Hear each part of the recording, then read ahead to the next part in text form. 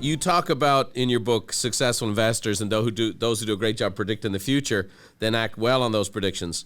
How would you're talking to a bunch of entrepreneurs here. We try to give them great data. There's whether there's a recession coming, whether the market's down, interest rates are up.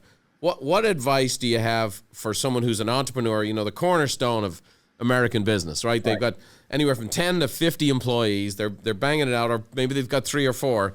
What advice would you have for those folks, from an investment standpoint, and then also for the upcoming year that's we're all facing? I don't know whether we're going to go into a recession. It's too early to say. Everybody's predicting it, but nobody knows for certain. When we have a recession, if we do, everybody will come out of the woodwork and say, see, I told you so. Well, we just don't know for certain. But look, the real key is this. You have to find something you enjoy.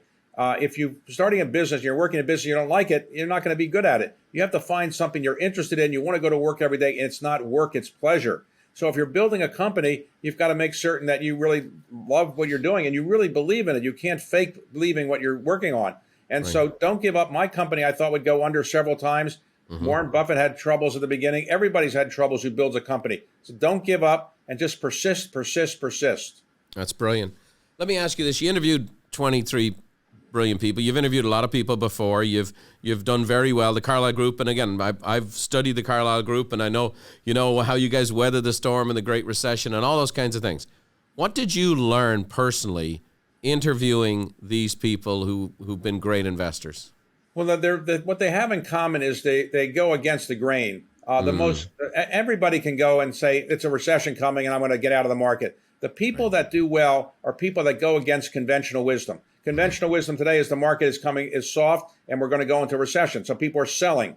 I think the best thing to do is be buying now. Things are relatively cheap now, and they're going to come back. The world always comes back. And so while you might not hit the bottom of the market, you don't need to be at the bottom or the top of the market when you're making investments. You need to basically believe in what you're doing. And right now, I think is a good time to be buying because I think the economy will come back.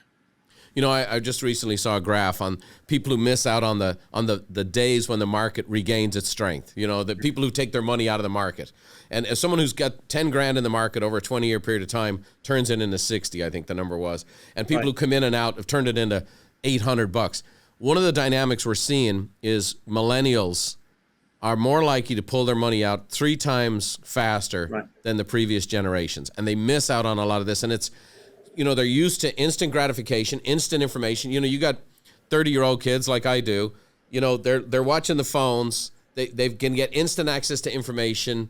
They're more likely to do this. What advice do you have for people who, they love the tech, they like the action of the market, but they're missing out on these opportunities because they're trying to time the market? Well, you should give your money to people that know what they're doing and let them do it. And don't be obsessed with market oscillations every day because you'll drive yourself crazy. And so don't try to, get in the market when you think it's going up or get out when you think it's going down. Find good companies, good managers, and listen to the managers. And I put in my book some of the things I think you should do when you're picking fund managers, the kind of criteria you should have. So in the end, don't be obsessed with the market oscillations every day. It's going to drive you crazy. How have you managed to stay apart from that? I mean, I'm living in San Diego. We don't have this frenetic pace in San Diego. Right. You have this frenetic pace in New York. There's all this energy. There's all this juice, which is the magic of the city. Buffett used to say people take the subway to advise people with Rolls Royces how to invest their money, right? You've got this. You've been an against the grain thinker yourself. And the same in D.C., right? That's why you're able to bring all these people from Congress together. How have you been able to maintain that against the grain philosophy yourself?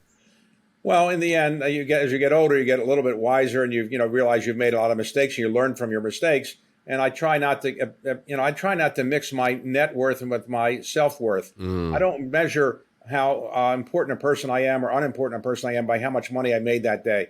You should have certain things you want to do with your life, and they shouldn't be related to just making money. You should want to help other people, do something that leaves a mark on society more than just how much money you made. So I try not to confuse my net worth with my self-worth. Yeah, that's a brilliant statement. Thanks for watching.